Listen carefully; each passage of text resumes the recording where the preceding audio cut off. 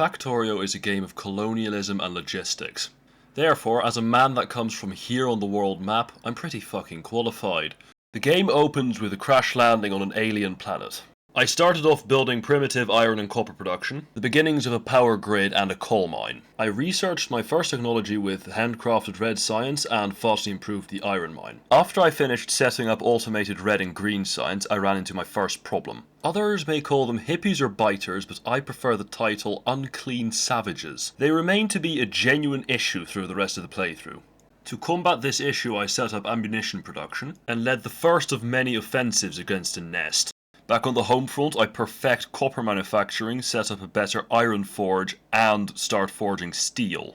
Also around this time I start drilling for oil, and as my iron patch dries up I decide to set up a train station that is completely unnecessary and is only there because I think trains are cool. After expansion of the facility, the train system would create iron droughts which wreaked havoc on productivity. Back in the present, I set up automatic blue science and also automate advanced concrete. Concreting the base would be an ongoing process for the rest of the playthrough. While I'm at it, I also set up a perimeter wall. Keeping in theme with base protection, I also attain a flamethrower and a rocket launcher.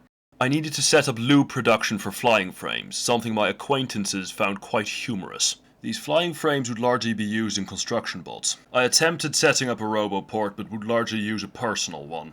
As the coal patch started running out, I supplemented the coal for solid fuel, a mistake I would pay dearly for. The first major undertaking with construction bots was a new steel forge. It was leagues more efficient than the first one. With the new supply of steel I could finally start producing yellow science.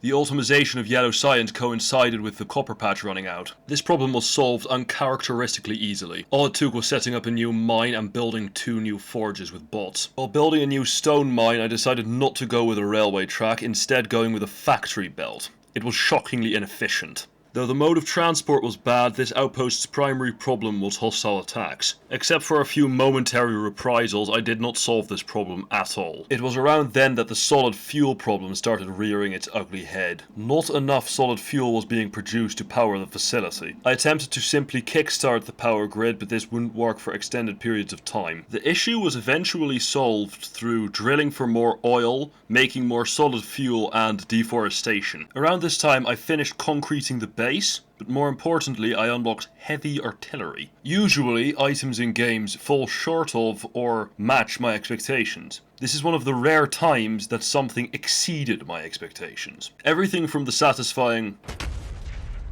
sound the gun made to the effect it had on enemies.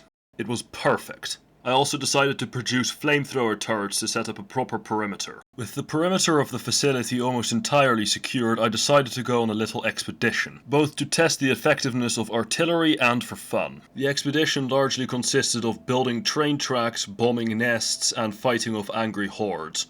The expedition ended quite abruptly after a supply wagon was destroyed in a particularly nasty battle. I returned home empty-handed but entertained. When I returned home, the coal patch had run out, prompting me to create a train system that was actually efficient. Soon after, I finished work on purple science, which meant all sciences were automated. I finished concreting once again after the perimeter expansion, and as solid fuel started to dry up once again, I decided to just use coal instead. Despite this, I do start drilling for more oil. On top of that, I institute a legendary new technology to the trains. The act of placing boxes before the belts totally wasn't learnt off a loading screen. The development completely eliminated iron droughts. To absolutely maximize iron efficiency, I revamped the outpost as well. In keeping with trains, I decided to use a train system instead of pipeline to transport oil from the far outpost to the base. And prompted by a biter attack on the first oil outpost, I decided to set up a larger perimeter wall.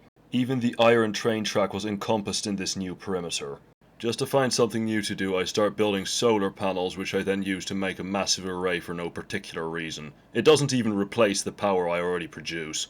After a particularly nasty attack on the copper mine, somewhere the biter shouldn't even be able to get, I decided to finally set up a proper perimeter for the rail wall. More importantly, the rocket silo was unlocked during this time. After hooking that up to the correct materials and waiting, in this time I both sat around and created more solar panels, I could finally launch the rocket. And with that I leave, leaving a polluted hellscape behind me, like any good colonialist.